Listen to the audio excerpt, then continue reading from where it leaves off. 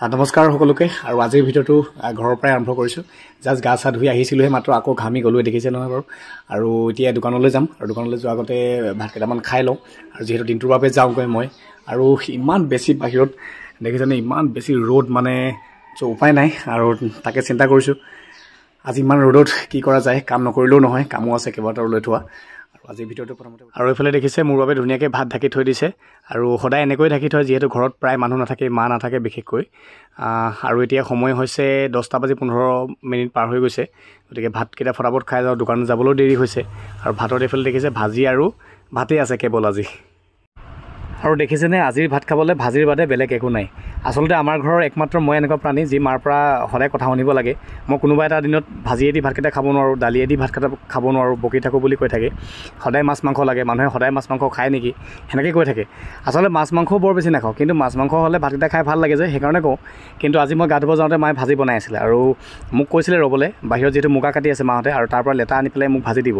কিন্তু মই ভাবিলোঁ নাই, নালাগে, আৰু বৰ বেছি টাইমো হোৱা নাই, 10:30 বাজি গৈছে মাত্ৰ, ভাত খাবলৈও মন নাই বেছি। সেইকাৰণে ভাজিয়ে দি আজি কেইটামান ভাত খাই দোকানলৈ যাওঁ। আৰু এজন মানুহ আহি পেলাই ঘৰত বাৰান্দাত বহি আছে, তেওঁ ৰাতিপুৱাই তেওঁৰ কাম কৰিছিলোঁ, কাষ্ট চাৰ্টিফিকেট এখন আৰু ইনকাম চাৰ্টিফিকেট এখন এপ্লাই কৰিছিলোঁ। গতিকে কৰি থৈ দিছোঁ, আৰু তেওঁৰ ৰিচিপ্টটো নিবলৈ আহিছে। আৰু এনেকৈ ভাজিয়ে দি আপোনালোকে কেতিয়াবা ভাত খায়নে বাৰু, নে মাছ মাংসৰ লগত সদায় খায়, সেইটো জনাবচোন। আৰু ভাত বেছি খাবলৈ মন নগ'ল যদিও কেইটামান খৰদৰকৈ খাই ল'লোঁ। আৰু ইমান গৰম, কিনো ভাত খাম আৰু এতিয়া বাহিৰলৈ যাম। আৰু বাহিৰত মাহঁতে আজি মুগা কাটি আছে, আৰু মুগা কটাটো হয়তো সকলোৱে জানে কেনেকৈ কাটে, তথাপিতো নজনাসকলে চাব পাৰিব। এইফালে মা আৰু এয়া ওচৰৰ খুৰী এগৰাকী হয়, ধুনীয়াকৈ দুই বহি লৈ কাটি আছে মুগা।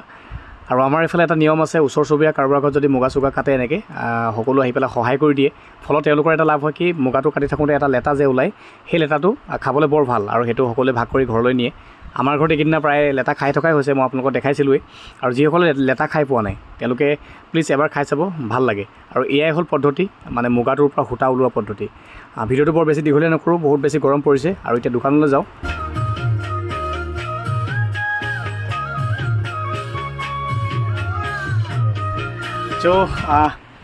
ভিডিঅ'টো বেছি দীঘলীয়া নকৰোঁ, এইখিনিতে এটা কথা মনলৈ আহিছে।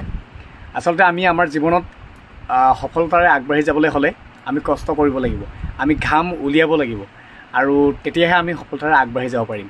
কিন্তু এইখিনিতে এটা কথা আছে, প্ৰতিটো মুহূৰ্তত আমাৰ শুৱে বাৱে কিছুমান আমাৰ মানুহ থাকে, কিছুমান এনেকুৱা মানুহ আছে যি আপোনাৰ লগতে থাকিব, আপোনাৰ পৰাই খাই থাকিব, আৰু আপোনাৰ পাছতে আপোনাৰ বদনাম গাই থাকিব। আৰু তেনেকুৱা মানুহক মই ঘিণ কৰোঁ। আৰু তেওঁ ভাবে চাগে তেওঁৰ কথা মই একো নাজানো, তেওঁ কি কৰি আছে।